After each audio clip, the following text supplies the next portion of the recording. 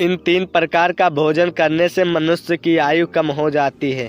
नमस्कार मित्रों, स्वागत है पुनः आपके अपने चैनल नॉलेज सॉल्यूशन 3 में। मित्रों, आज के इस वीडियो में हम आपको बताएंगे कि वो कौन सा 3 प्रकार है जिस प्रकार का भोजन करने से मनुष्य की आयु कम हो जाती है। मित्रों, अभी तक हमारे चैनल को सब्सक्राइब नहीं किया है तो सब्सक्राइब कर लें और अब चलते हैं सीधे वीडियो पर। एक समय की बात है, माता लक्ष्मी ने भगवान विष्णु से पूछा, हे स्वामी, मनुष्य को किस प्रकार का भोजन करना चाहिए?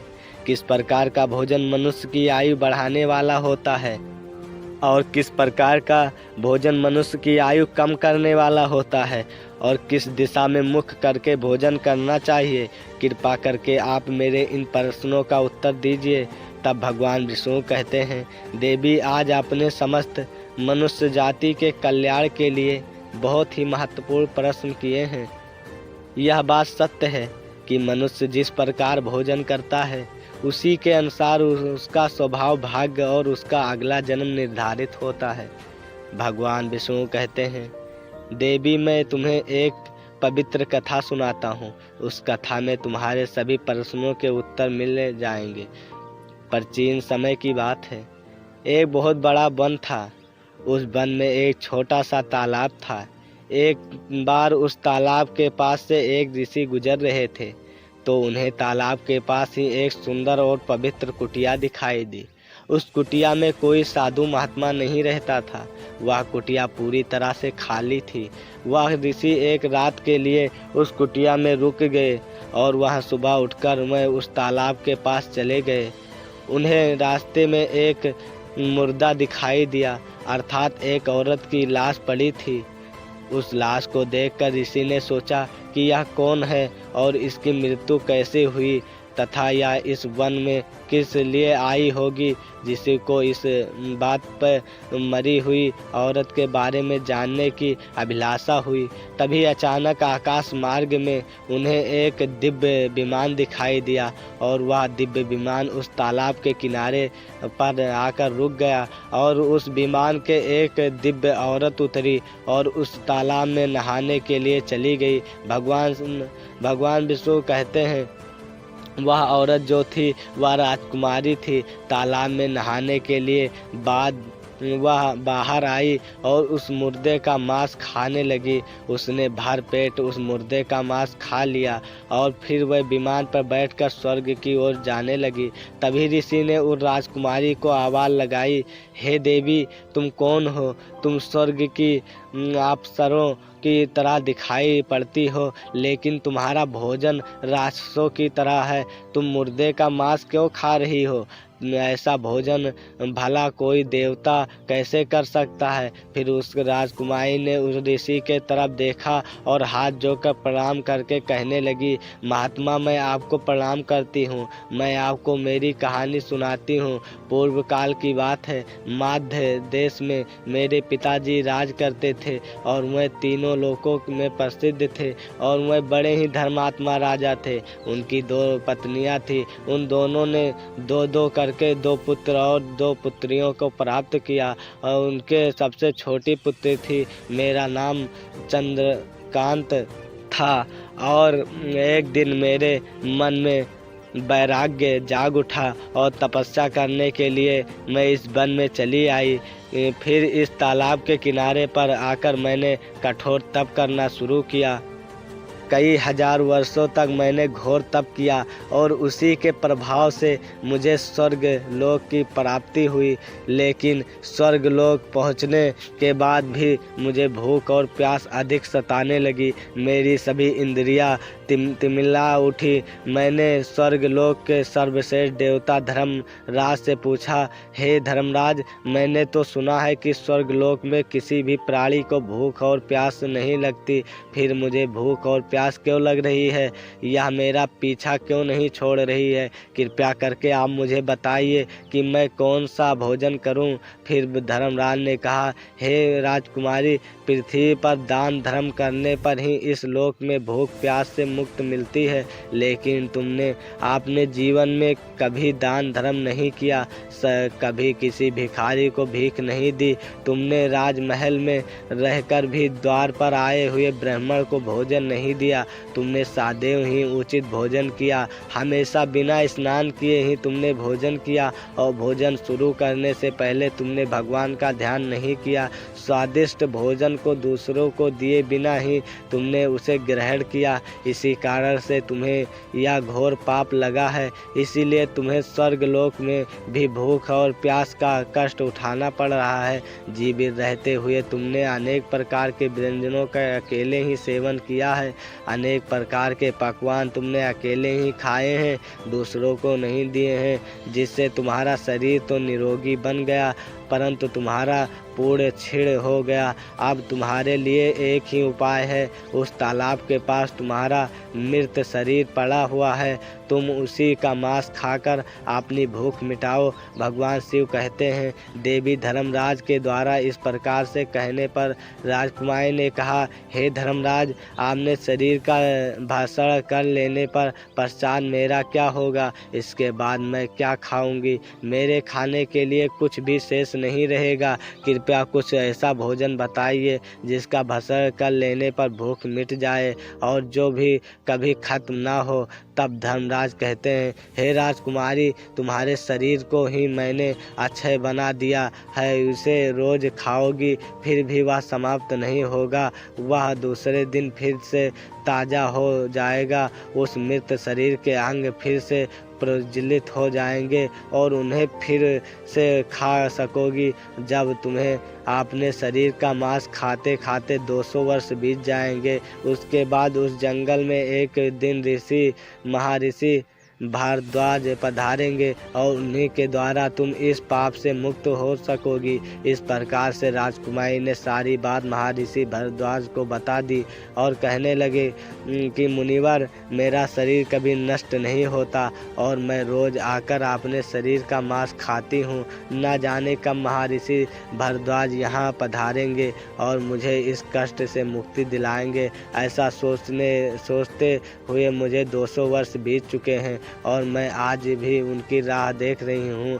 राजकुमारी की यह बात सुनकर महर्षि भारद्वाज बोले, अच्छा, तो तुम्हारे सौभाग्य से यहाँ पर आया हूँ। मैं ही महर्षि भारद्वाज हूँ, कहो मैं तुम्हारी किस प्रकार से सहायता कर सकता हूँ।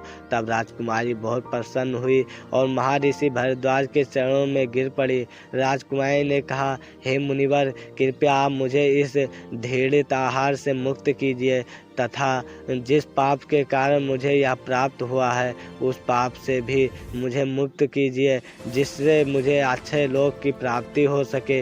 हे मुनिवर, आपको यह दिव्य आभूषण भेंट करती हूँ, कृपया आप मुझ पर कृपा करके। राजकुमारी की दुख भरी बातें सुनकर ऋषि को उस पर दया आ गई। जैसे ही राजकुमारी ने वह दिव्य आभूषण महर्षि भारद्वाज के हाथों पर रखा, उसी समय वो उस पाप से मुक्त हो गई और फिर महर्षि भारद्वाज से आज्ञा लेकर वहां से उस दिव्य विमान पर बैठकर स्वर्गलोक को चली गई।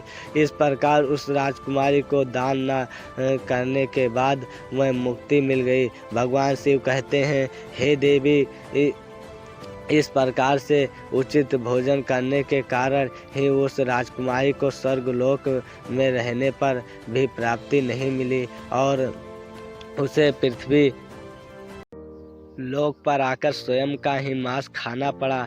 हे देवी, अब मैं तुम्हें भोजन के नियम बताता हूँ, आप इसे ध्यान से सुनिए। भोजन शुरू करने से पहले थोड़ा सुनिए। भोजन शुरू करने से पहले अन्न भूमि पर रखना चाहिए ताकि देवता, पशु पक्षी, कीड़े मकोड़े अपने कर्म बंधन से बंधे हुए हैं उन सभी को अन्न की प्राप्ति हो सके।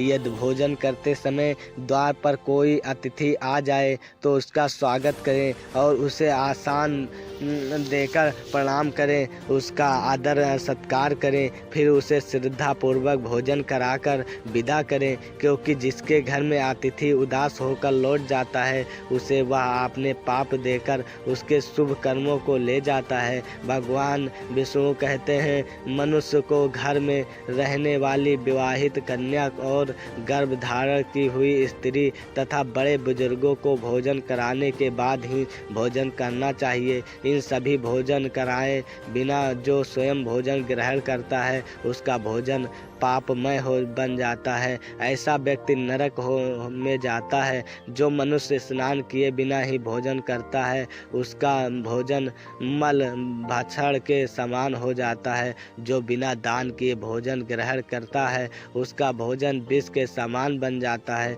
मनुष्य को चाहिए कि परोसे हुए भोजन का आग्रह भाग अग्नि को देकर ही भोजन करना चाहिए। भोजन को एकाग्रचित्त होने करना चाहिए। भगवान विष्णु कहते हैं, देवी पूर्व दिशा में बैठकर भोजन करने से व्यक्ति रोगों से और मानसिक तनाव से मुक्त हो जाता है। बीमार बुजुर्गों को पूर्व की ओर मुख करके भोजन अवश्य करना चाहिए, जिससे उनके स्वास्थ्य में सुधार होता है, क्योंकि पूर्व दिशा उगते हुए सूर्य की दिशा है और सूर्य देव बल, आरोग्य तथा दीर्घ प्रदान करते हैं। विद्या की अभिलाषा रखने वाले मनुष्य को उत्तर दिशा की ओर मुख करके भोजन करना चाहिए। दिशा देवी सरस्वती की दिशा है और ध्यान रहे दक्षिण दिशा की ओर मुख करके भोजन नहीं करें, यह मृत्यु की दिशा होती है। इस दिशा में मुख करके भोजन करने से आयु कम होती है। टूटे फूटे बर्तनों में भोजन नहीं करना चाहिए, ये दुर्भाग्य को निमंत्रण देता है। भोजन हमेशा साफ और स्वच्छ थाली में ही करना चाहिए। एकादशी के दिन तमांसिक अन्न का सेवन नहीं करें। जो मनुष्य का एकादशी के दिन मांसिक अन्न अर्थात मांसाहार का सेवन करता है, माता लक्ष्मी उसे छोड़कर चली जाती है।